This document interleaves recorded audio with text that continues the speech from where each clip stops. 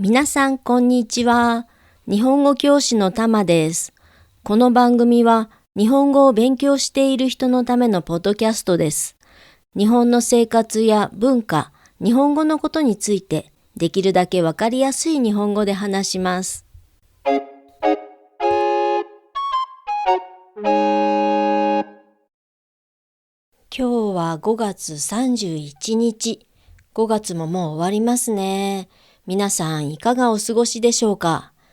私が暮らしている長野では今週すごい大雨が降りました。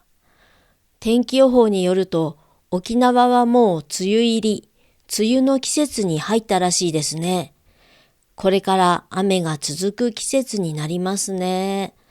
私は雨の日は嫌いじゃないです。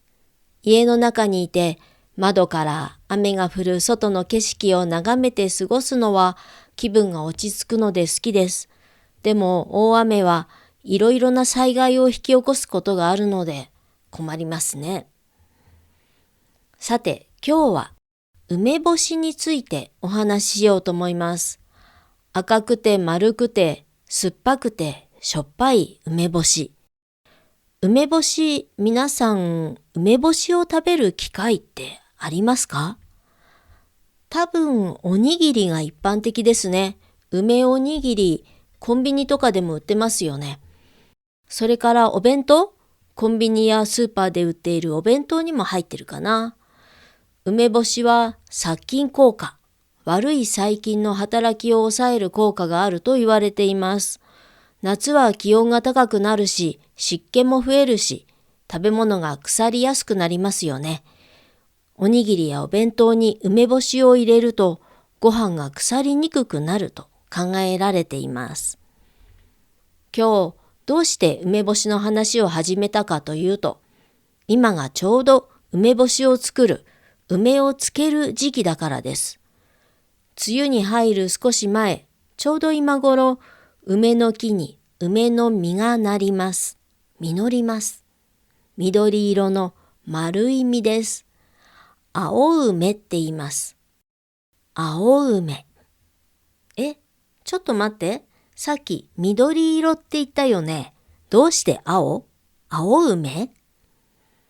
いいところに気がつきましたね。そうなんです。日本語では目で見て緑色のものを青という表現があるんです。結構たくさんあります。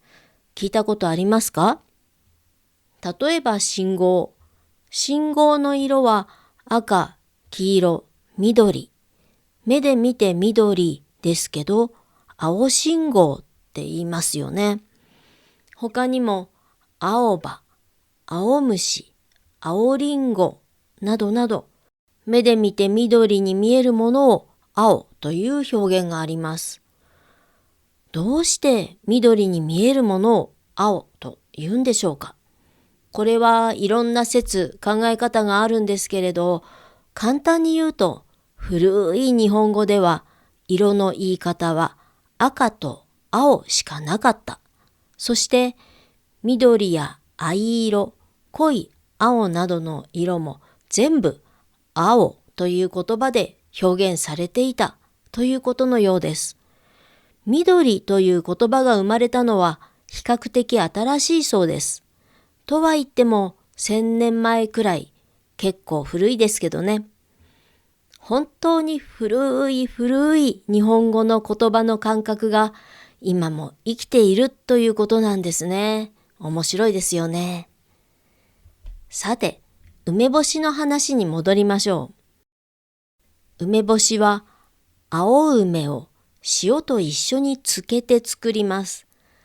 今日はその作り方を簡単にご紹介しましょう。まず、梅を洗います。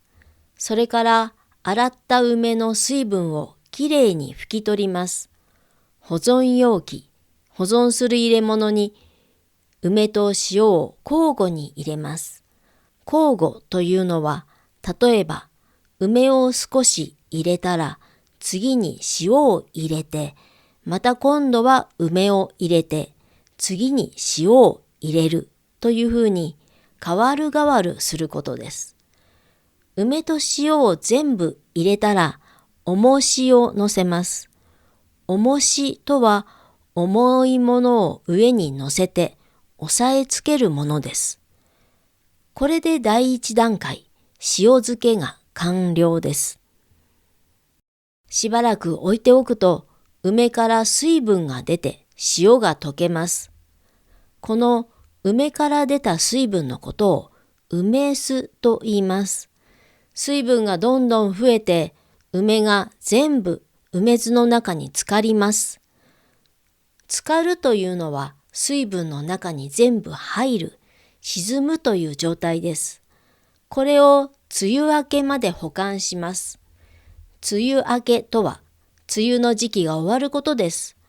地域によりますが、だいたい7月の半ばくらいに梅雨が明けます。梅雨が明けたら梅を干します。天気がいい日に梅を容器から出して平らなざるに並べます。水分がなくなって乾いて梅がしわしわになるまで干します。これで梅干しの完成です。梅干しが出来上がるのは7月終わりくらい、ちょうど気温も高くなって食べ物が腐りやすくなる季節に梅干しが出来上がる。すごいタイミングいいですよね。どうですか？梅干しを作るのは結構手間もかかるし、時間もかかりますね。今は自分で梅干しを作る人は少なくなっています。でも私が住んでいる地域は梅の産地なので、周りに梅の木がたくさんあります。近所の人たちはみんな自分で梅干しを作っています。私の家の庭にも梅の木があります。小梅といって小さいサイズの梅です。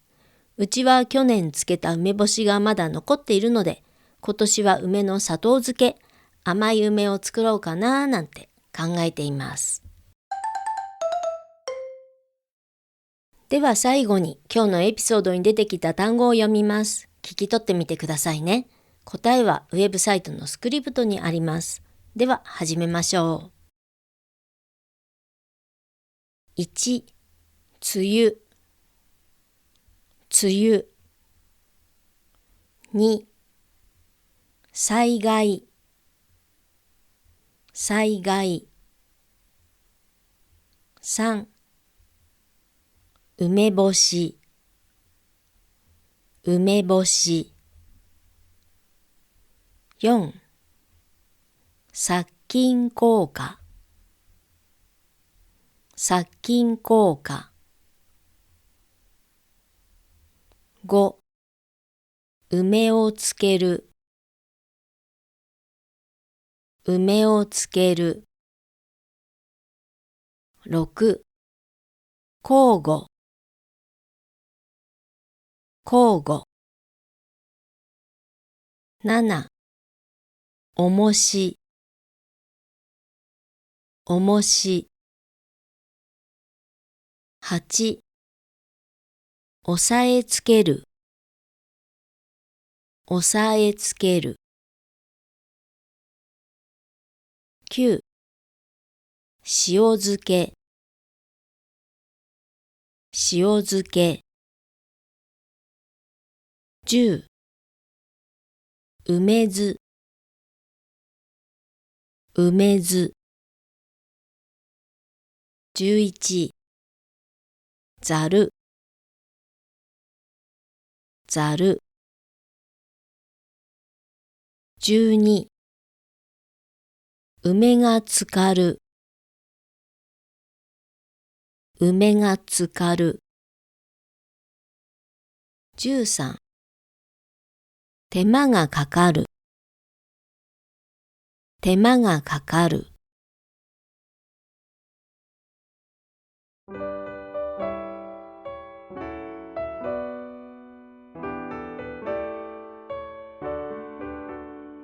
はい、今回は梅干しについてお話ししました。いかがでしたか？